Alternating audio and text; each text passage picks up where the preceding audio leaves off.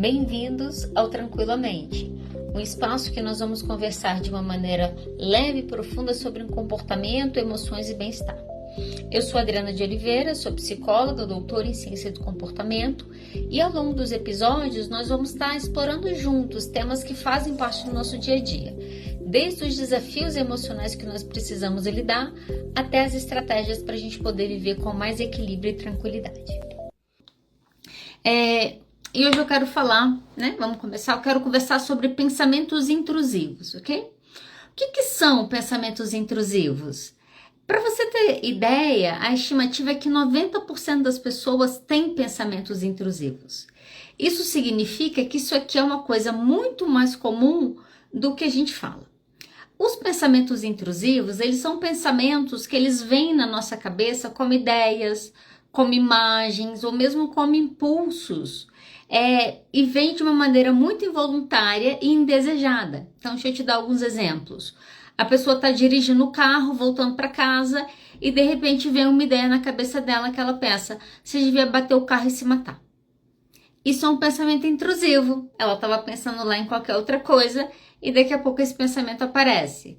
A pessoa está lá numa reunião com o chefe e no meio da reunião ela começa a lembrar, começa a vir na cabeça dela as conversas que ela teve com o marido quando ela soube que o marido traiu.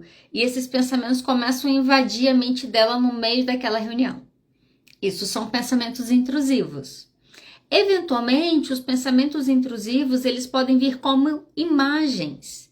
Então, não é incomum as pessoas relatarem, por exemplo, quando você pega pessoas que têm TEPT, transtorno do estresse pós-traumático, o flashback que elas vivenciam tendem a ser com imagens. Então, já acompanhei um caso, por exemplo, da pessoa que estava com depressão pós-parto, foi um momento bastante difícil, e começou a ter alguns sintomas um pouco mais graves, e ela começou a vinha na cabeça dela a imagem dela matando essa criança. Então ela estava dando banho na criança e começava a vir essa série de imagens na cabeça dela. Isso são também considerados pensamentos intrusivos. Ou mesmo impulsos, né? Faz isso, pula, joga seu celular na parede. Parece que a coisa vem do nada. Parece que aquele negócio te atravessa, é involuntário, você não quer aquilo ali. Tanto que, normalmente, quando nós temos pensamentos intrusivos, a gente vai sempre avaliar como negativos, são pensamentos estranhos, então parece que é contrário do que eu quero, eu tô aqui na igreja tentando ter uma vida correta e fica vendo o pensamento intrusivo de eu traindo a minha esposa. São pensamentos angustiantes, então aquele tipo de pensamento que você começa a ter, que você agradece que ninguém está tendo na sua cabeça para conseguir saber o que você pensa, e aquilo te gera uma angústia. Tendem a ser pensamentos catastróficos. Você quer ver quem tem muito pensamento intrusivo? As mães. É muito comum o relato das mães em termos de preocupação, e eu escuto muito isso, do tipo, eu liguei e não me atendeu. Aí eu comecei a pensar que podia ter acontecido alguma coisa, podia ter sido assaltado, e se sofreu um acidente. Quase que uma negativa gera o quê? Uma série de pensamentos catastróficos, intrusivos, né? Você não quer pensar aquilo. Sua filha está mudando de estado para ir para a faculdade e você está feliz por ela.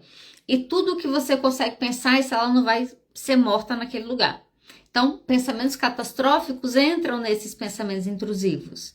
E, às vezes, pensamentos contraditórios.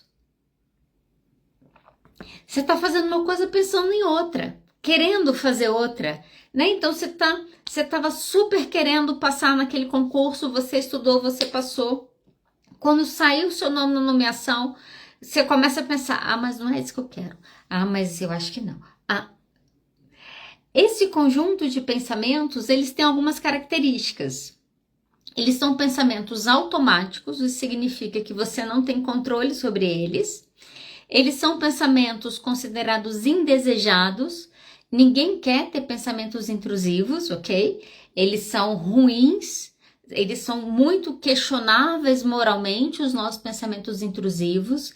Eles nos fazem nos sentir mal, nos sentir culpados, nos sentirmos com medo, né? Então, a gente não gosta desse tipo de pensamento.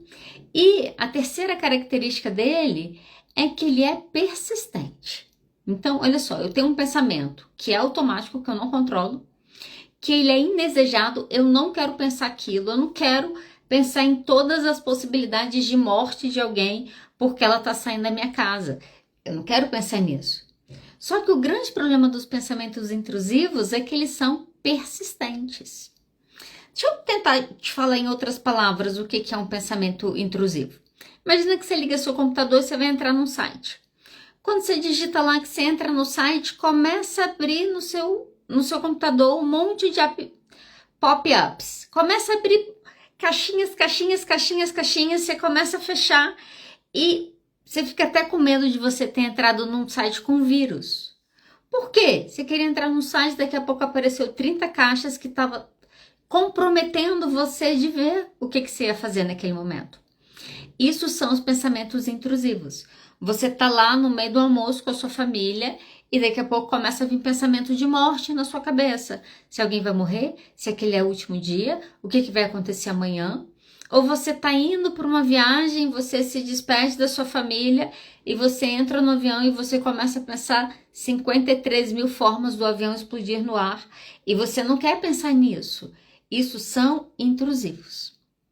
Como eu comecei te falando, a boa notícia, vamos dizer assim, é que é algo comum. Então, não necessariamente você ter pensamentos intrusivos quer dizer que você tem problemas de saúde mental. Pode não ser o caso. Quando as pessoas não têm um transtorno mental, o que pode acontecer? É muito comum em situações que nós estamos emocionalmente mais vulneráveis. É como se as nossas defesas emocionais estivessem baixas naquele momento. Nesse momento, tende a vir mais pensamentos intrusivos. Então, uma pessoa que está em luto, ela pode vivenciar mais pensamentos intrusivos nesse período.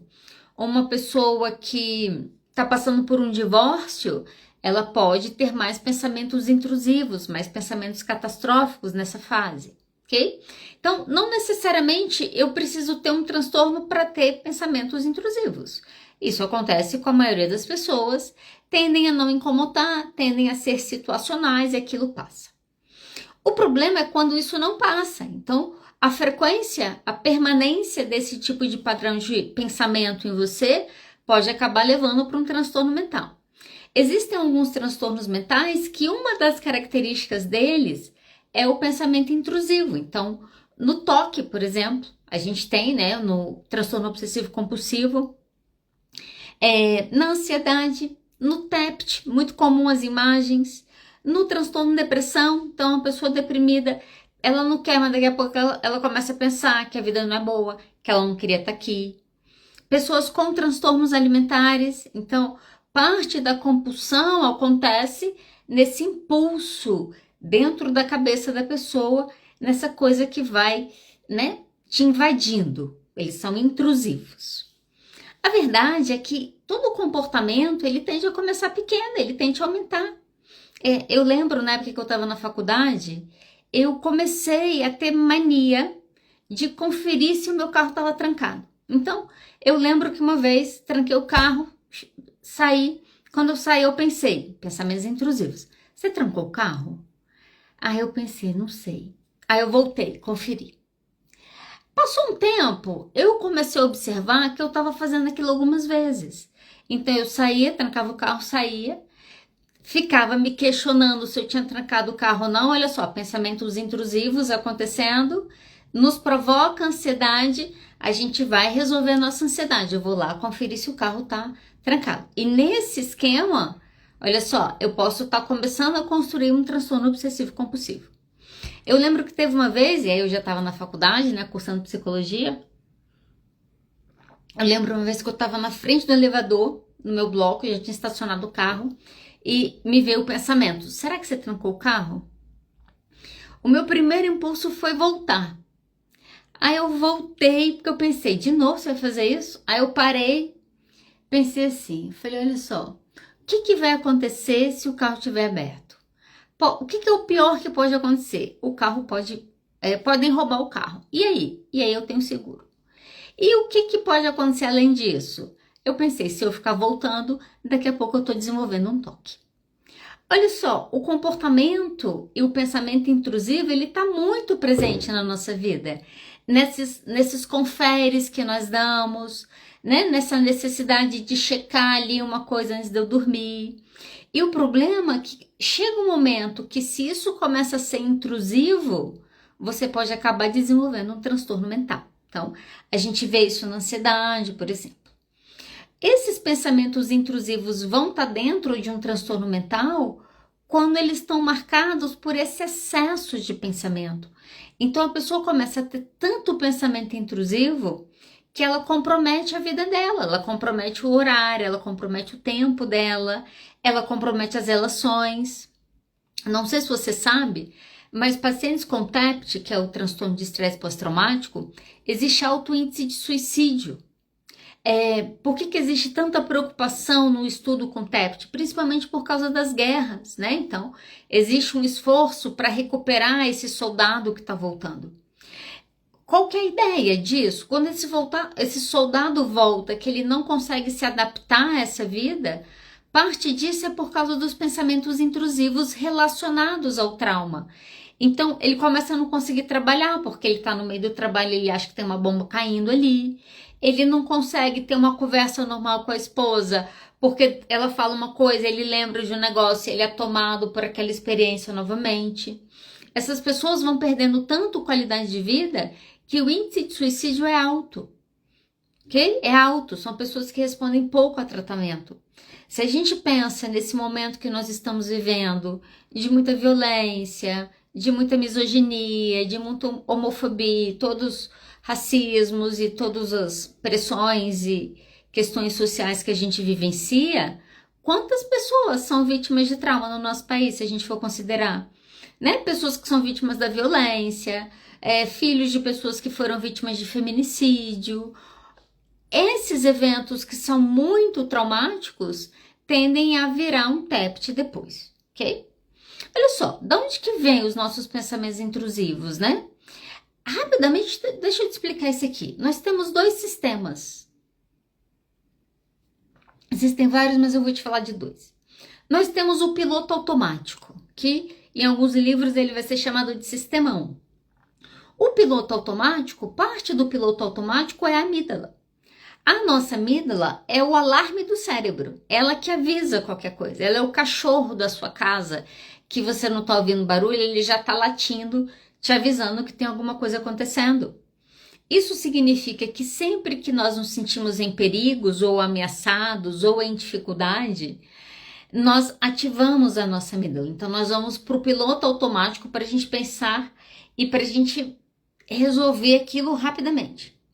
O problema é que no momento que a gente faz isso significa que o nosso cérebro vai ser controlado nesse momento pela coisa mais primitiva que existe na nossa vida. A resposta é rápida e a resposta é puramente emocional. O que significa? Que a pessoa às vezes tem um pensamento intrusivo em alguma situação e a pessoa se joga mesmo, ela pula o carro. Uma pessoa pensa que o outro falou tal coisa, e a gente vê isso aqui já aconteceu em Brasília, volta em casa, pega a arma e volta para matar. Esse é o nosso sistema rápido, é a amígdala trabalhando. Quando eu estou muito ansiosa, quando eu estou muito estressada, quando eu estou muito cansada, o meu corpo vai sinalizar para mim que, olha só, tá ruim o que está acontecendo?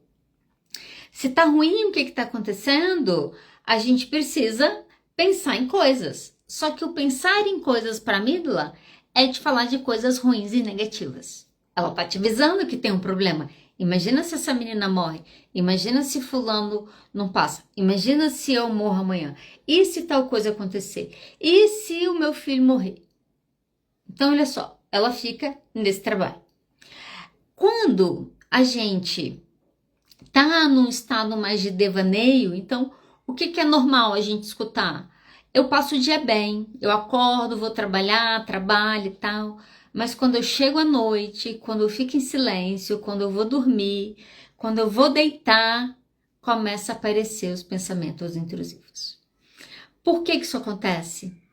Porque essa área nossa que é atenta, que responde, que escolhe, que decide, que foca, ela vai, se acalmar naquele momento.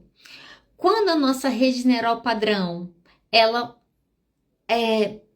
aparece, é porque a gente vai entrar num estado de devaneio, que é o que acontece, por exemplo, quando você sai da sua casa e chega no seu trabalho e você esquece como que você saiu da sua casa para o seu trabalho, você não lembra do trajeto. É como se tivesse um branco naquele lugar. O que aconteceu? Fica tranquilo. A sua rede neural padrão dirigiu o carro para você. Como? Te colocou no piloto automático. Sempre que nós estamos no piloto automático, nós estamos mais propensos aos pensamentos intrusivos. Quando nós saímos do piloto automático, a gente entra no que a gente vai considerar um piloto consciente, ele está atento. Eu estou ponderada, eu sei o que está acontecendo. Eu consigo pensar em outras alternativas para além daquilo ali.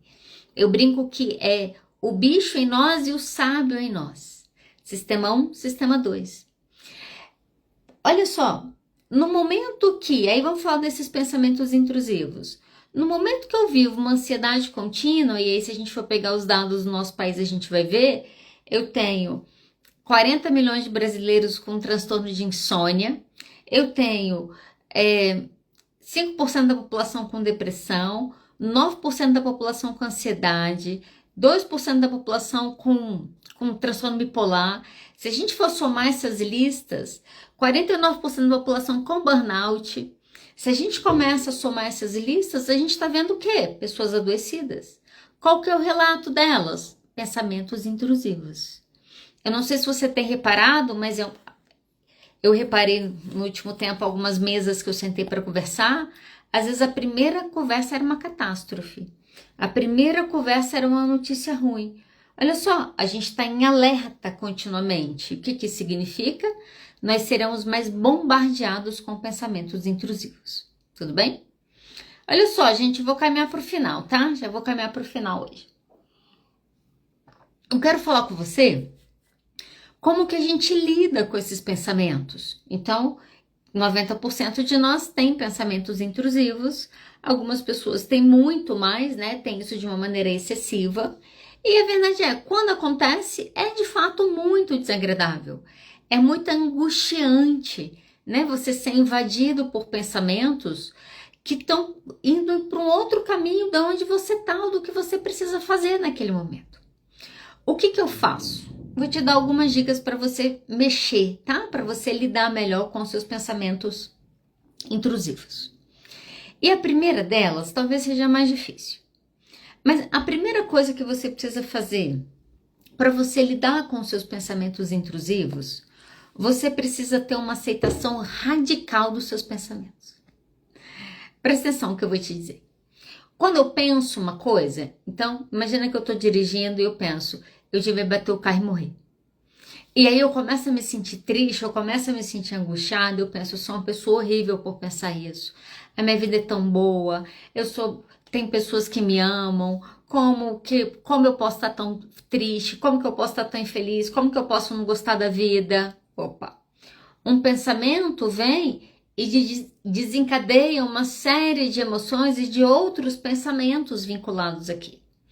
O que normalmente nós fazemos? Não posso pensar nisso. A gente entra numa luta com esse pensamento.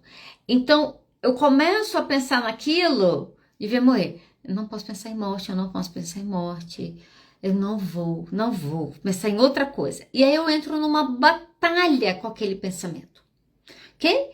A gente tende a lutar contra coisas que nós não gostamos. Isso inclui os nossos pensamentos também. Por que você não deve lutar contra eles? Por que você deve aceitar eles integralmente? Por algumas coisas que nós sabemos. Olha só, tem um estudo de 87, gente, que estudou o efeito rebote. Olha só, você que está me escutando no momento. Faz o seguinte, eu quero que você faça um esforço nesse momento e eu quero que você não pense em um urso branco. Eu não quero que você imagine um urso branco. Não imagine o urso da Coca-Cola branco chegando no Natal na sua casa. tudo que você for fazer nos próximos 5 minutos, faça, mas você não pode pensar em urso branco, ok? Não pense em urso branco, tá bom? Daqui a 5 minutos eu vou te perguntar se você conseguiu ou não. Esse foi o estudo que fizeram. Fizeram esse comando que eu te dei e falaram para os participantes: não pensem em urso branco por 5 minutos, ok? Podem fazer qualquer coisa, mas não pensem em urso branco. O grupo começa a tentar reprimir o pensamento. Não posso pensar nisso, não posso pensar nisso, não posso pensar nisso. O que o estudo chega à conclusão? Que quanto mais você tenta não pensar em alguma coisa, mais você pensa nisso, ok? Então, eu tenho quase certeza que todos de vocês pensarem em urso branco, ok? Por quê? É assim que a nossa mente funciona. Quanto mais... E aí teve um outro estudo, que eu acho que esse também foi super legal, um estudo de 2017, na Universidade de Cambridge. Eles vão chegar nessa conclusão que quanto mais a gente tenta suprimir um pensamento, mais forte ele fica. E em 2017 a gente descobriu o porquê.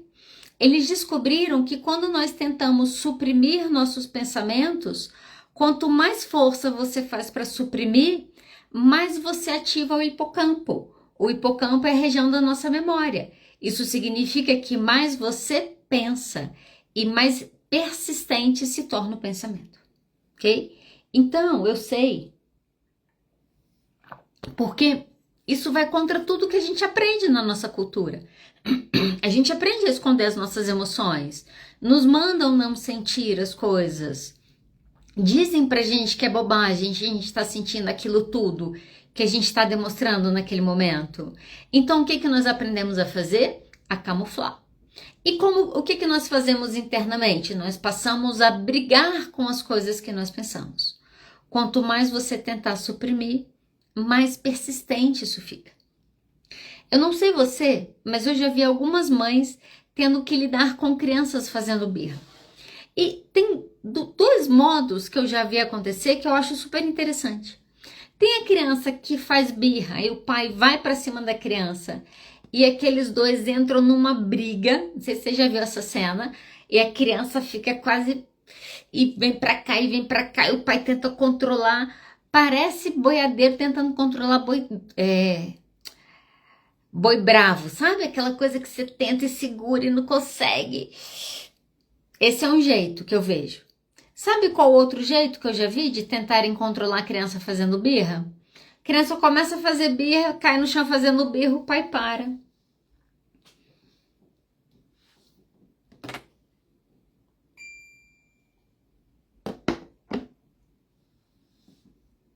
Já viu essa cena? Muitas vezes, quando no meio de uma birra o pai para, a criança não para de dar birra não, tá? Ela continua. Ela continua gritando, ela continua esperneando. Mas se você acompanhar a cena, sabe o que acontece? Daqui a pouco essa criança para. É a mesma coisa com os nossos pensamentos. Se você tenta ir para cima dele e controlar, vai ser você tentando controlar boi bravo. Vai ser difícil você conseguir ganhar a briga. Na verdade, o que os estudos mostram é que você vai perder, você vai piorar, na verdade, o que está acontecendo. O que você precisa fazer, então? Aceitação radical. O que eu penso, eu aceito. Não significa que sou eu, significa que eu estou pensando. O problema, e aí eu acho que entra nesse segundo ponto, né? Como que eu aceito radicalmente o que eu estou pensando quando eu tenho pensamentos muito ruins, quando eu tenho pensamentos muito obscuros, pensamentos que eu tenho até medo de falar, que às vezes eu nunca nem consegui falar para o meu terapeuta.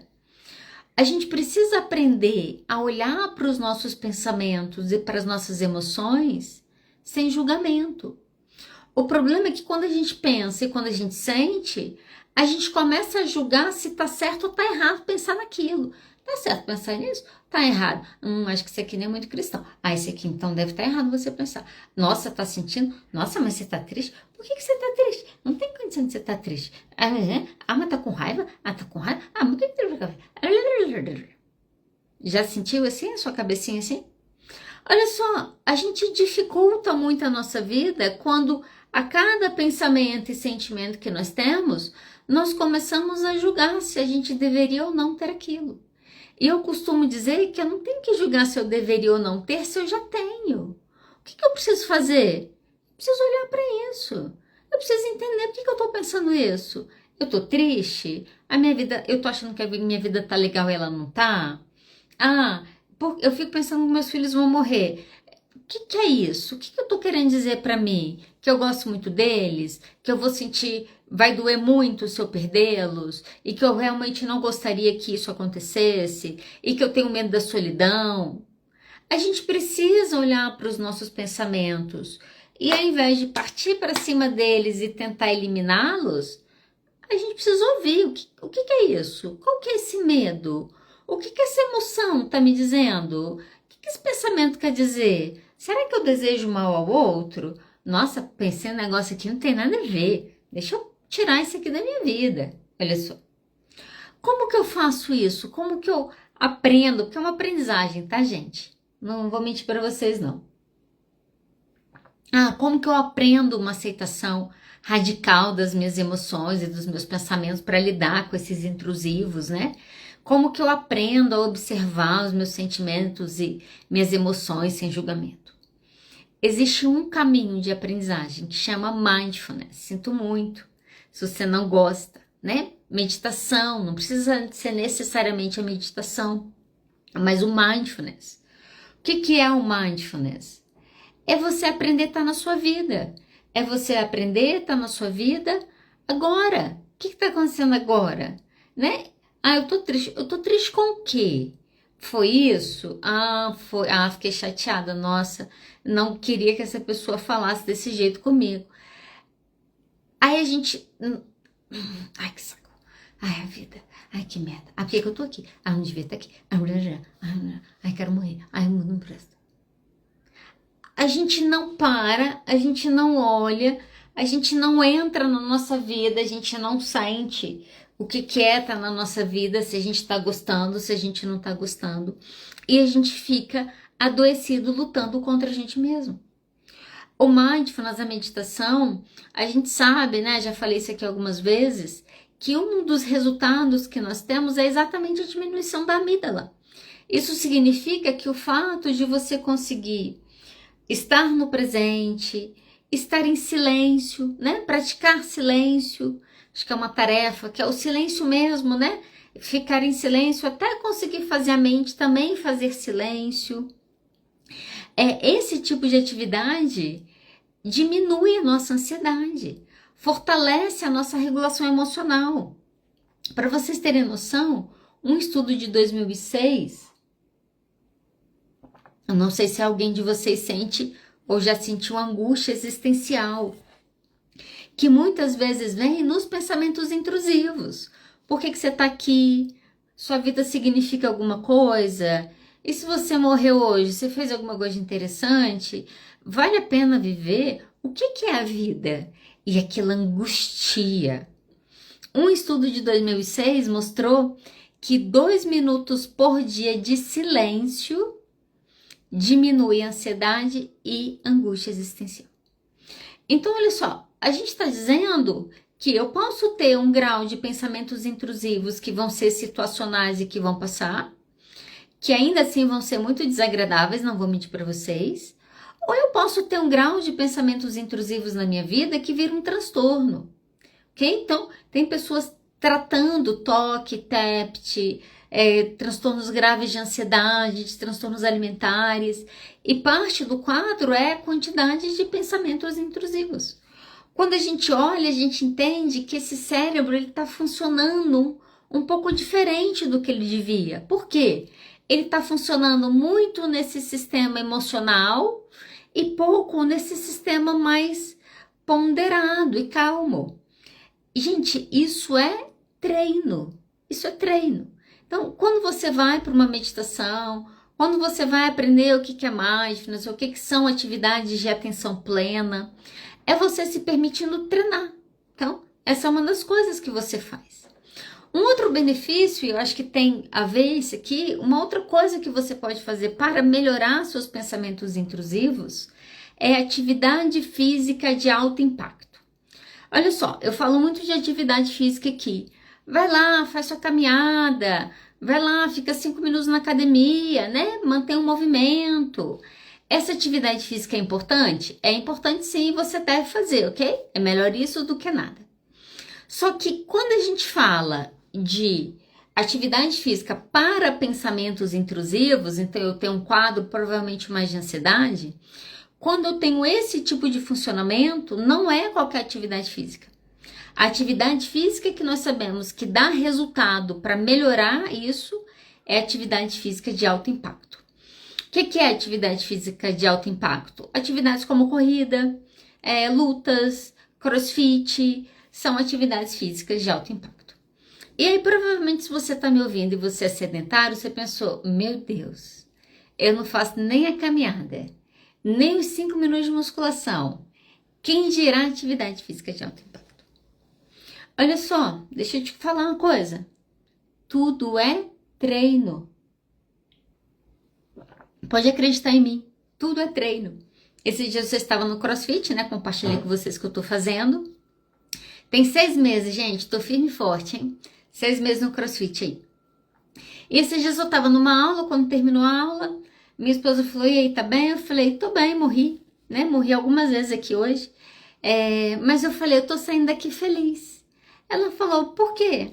Eu falei, eu acho que hoje foi uma das primeiras vezes que eu consegui fazer o treino todo. E aí hoje, isso foi semana passada. Quando foi hoje, eu tava no meio do aquecimento, hoje eu tava morta, gente, vocês não tem noção. No meio do aquecimento eu tava pingando e sentindo um pouco de enjoo já, tipo assim, não, vamos embora daqui. Quando terminou a aula, que eu tava bem morta hoje, eu falei, nossa, o primeiro dia que eu vim aqui, a professora me deu aula no cantinho e nem as atividades que ela passou eu dei conta de fazer. Tem 6 meses. Hoje eu tenho uma capacidade, não é muita não, tá? Que eu fico roubando lá, não contem pra ninguém não, mas eu fico roubando nos CrossFit. Mas hoje eu tenho uma capacidade para fazer determinadas coisas que eu não tinha há quanto tempo? Há 6 meses atrás. Sabe o que é isso? É treino, é treino. Ah, Adriana, mas eu vou fazer corrida e parece que eu vou morrer. É isso mesmo, mas essa é atividade de alto impacto. É atividade que você faz e você acha que você vai morrer. E é isso aqui que você descobre que você não vai. Olha que coisa legal. O que nós sabemos da atividade de alto impacto? Ela vai ser um dos recursos aí terapêuticos que mais controla a ansiedade, produz neurogênesis, aumenta a produção de dopamina. E nesse processo, ela diminui esse nosso cérebro acelerado. Por isso que a atividade de alto impacto faz diferença, ok? Adriana, eu faço atividade física, eu faço meditação, eu faço a oração da lua, eu gosto do eclipse do sol e eu não consigo resolver meu problema. Como eu costumo dizer, essa é a hora que você precisa de terapia. Olha só, é muito difícil lidar com pensamentos intrusivos. O pensamento intrusivo da mãe que tá com o bebê em casa e pensa, será que ela vai morrer? E isso te apavora e te vem um medo, e você respira e sai, e você coloca ela lá e você volta, e daqui a pouco isso passa, ok, isso não vai prejudicar muito. Agora, quando você tem um grau de pensamento intrusivo, que você fica sendo invadido por imagens, que você fique sendo invadido por imagens de catástrofes e que você não consegue sair desse ciclo porque você está sempre brigando, isso volta, e você está brigando, e isso volta, quando você entra nesse looping, você precisa de terapia. E aí, as pessoas que me acompanham aqui sabem, eu falo do Freud, eu falo do Jung, eu falo de quem eu acho interessante. Mas, se esse é o seu caso, não é qualquer terapia não. A indicação, de fato, quando você tem muitos pensamentos intrusivos, é você ir para uma terapia comportamental, para uma terapia cognitiva comportamental, para uma terapia de aceitação e compromisso. Por quê? Ok? Quando você vai para terapias mais analíticas, que você fica mais no campo da análise, É difícil você sair desse sistema e a gente precisa entender que tem um sistema de um cérebro viciado. Eu tenho conexões viciadas que vão gerar esses inputs que te atravessam o tempo todo. Esse tipo de caso é o tipo de caso que dentro das abordagens cognitivas comportamentais, né, dentro das abordagens contextuais, vai conseguir ter um arcabouço técnico de intervenção mais eficaz para esses tipos de quadro, ok? Então, a minha indicação, se isso acontece com você, é de fato você procurar um profissional especializado. Pessoas que têm toque, isso compromete muito a qualidade de vida delas, as relações dela.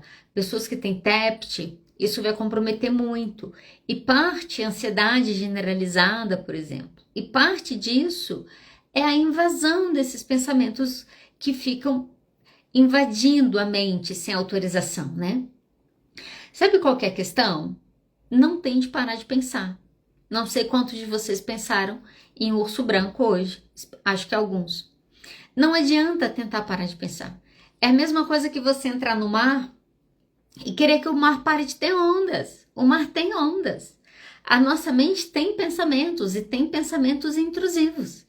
Em alguma medida, somos nós tentando falar com nós mesmos sobre os nossos medos, sobre as nossas angústias, sobre as nossas dúvidas, sobre os nossos pavores. Então, é eu tentando falar comigo. Não dá para entrar no mar e não pedir onda. Não dá para ser humano e não pedir pensamento. Isso vai acontecer. Eu não posso controlar as ondas do mar, mas você pode aprender a nadar. Você pode aprender a surfar nelas. A gente não tem como controlar os nossos pensamentos, mas existe sim um caminho para que a gente consiga viver um pouco mais em paz com a gente, com o nosso mundo interno de pensamentos. Como que eu faço isso? Você precisa treinar. Gente, quando eu comecei a fazer meditação, às vezes eu sentava 2 minutos, 5 minutos, e eu passava 5 minutos pensando no que eu tinha que fazer. Aí quando eu terminava de pensar em tudo que eu tinha que fazer no dia, eu pensava, acho que essa não era o objetivo da atividade hoje. É difícil a meditação. Quando a gente está num mundo muito acelerado, eu lembro a primeira vez que eu fui fazer acupuntura, nunca tinha feito acupuntura, fui fazer uma sessão de acupuntura, cheguei lá, deitei, enfiaram as agulhas em mim. Quando o cara terminou de enfiar a agulha, ele falou assim, fica parado aí que daqui a 40 minutos eu volto. Eu pensei, o que eu vou fazer em 40 minutos? Quando eu saí daquele dia, daquela sessão, eu procurei uma amiga minha, eu falei, eu descobri que eu tenho um problema, eu não sei ficar parada. Eu não sei ficar em silêncio. Isso é um caminho de aprendizagem. A questão é que a gente vive nessa mente tão tumultuada que a gente entra no piloto automático da vida para a gente tentar não pensar. Até que os pensamentos intrusivos começam a nos invadir e começa a bagunçar tudo, a gente começa a não conseguir controlar eles. É possível? É. O que você precisa fazer? Você precisa retreinar o seu cérebro. Você precisa se reensinar a pensar. Você precisa, e não estou falando de remédio, tá? Você precisa, através de uma mudança de vida, de atividade física de alto impacto, de uma vida de prática de meditação e de mindfulness, de aprender a estar em contextos de silêncio. São essas ações externas que hoje nós sabemos que alteram o nosso cérebro, ok? Isso é muito mais eficaz do que a medicação, ok? Essa é a verdade.